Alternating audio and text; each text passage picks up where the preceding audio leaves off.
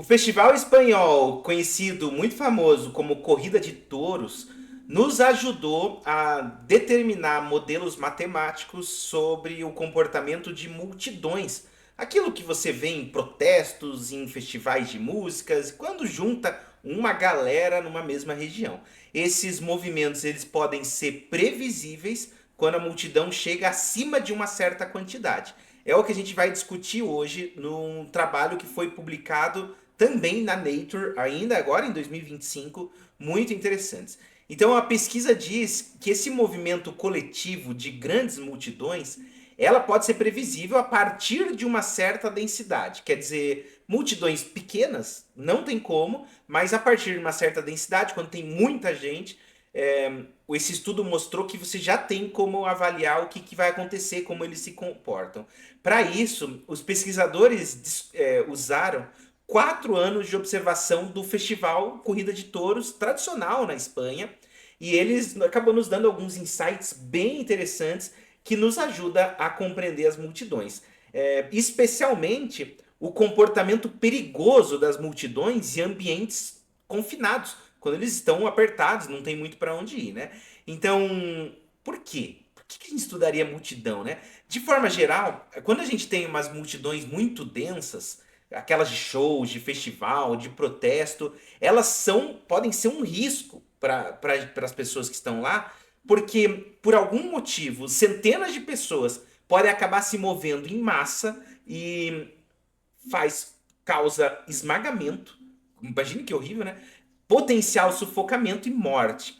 Então, quando a gente estuda como essas grandes multidões se movem em relação umas às outras, a gente consegue prevenir tragédia. Só que a gente não tem conseguido fazer isso atualmente, porque a dinâmica de grupos com milhares de pessoas, muito difícil de escrever, muito difícil de modelar, e o principal problema é porque os experimentos não podem ser repetíveis e seguros. Então a gente sabe em estatística que eu tenho que fazer uma, duas, três, várias vezes um experimento planejado, mas há limitações, pode ser de tempo, de recurso e de ensaios destrutivos. E nesse caso, infelizmente, não tem como segurança para você fazer isso. O pesquisador, o Denis Bartolo, espanhol parece, né? Eles rastrearam as multidões de 5.000 pessoas em 4 edições diferentes desse festival de San Fermín, que acontece lá em Pamplona, na Espanha. Colocaram câmeras, vou pôr o vídeo aqui daqui a pouquinho para você entender. Colocaram câmeras em 2 pontos de observação na praça. A praça de 50 metros por 20 metros de largura. Aí, por meio de filmagens, os autores descobriram que a densidade das multidões ela mudou de 2 pessoas por metro quadrado na hora anterior, antes do festival, para 6 pessoas por metro quadrado durante o evento. Então ele foi aumentando. Descobriu também que as multidões elas podem atingir uma densidade máxima de 9 pessoas por metro quadrado. Imagine 9 pessoas empilhadas em metro quadrado. É o que a gente vê em shows extremamente lotados.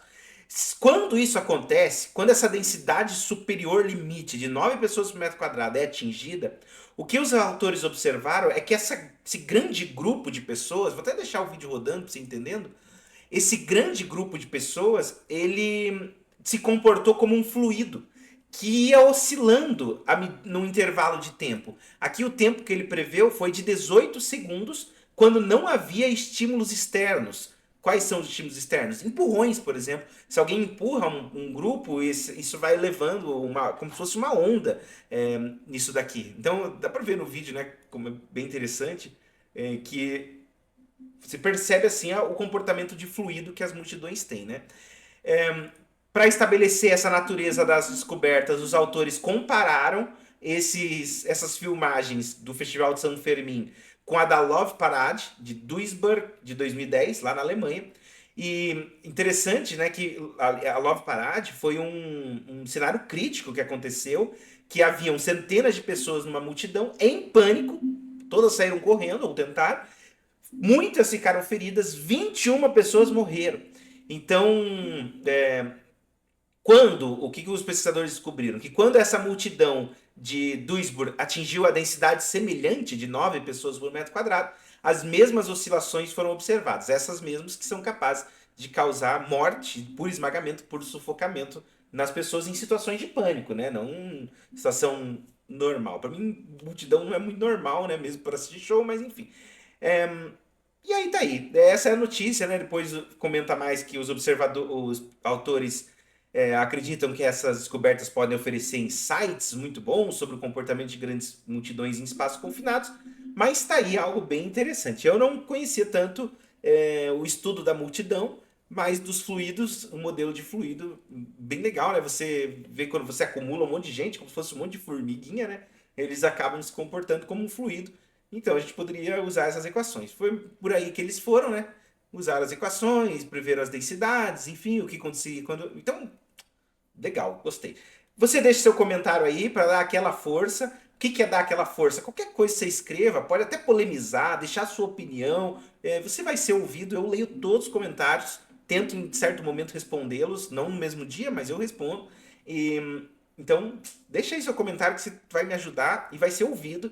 E sempre aparece mais um maluco que quer comentar alguma coisa e contradizer o que a gente fala por aqui. Então, faça isso por mim. Um abraço e até o próximo.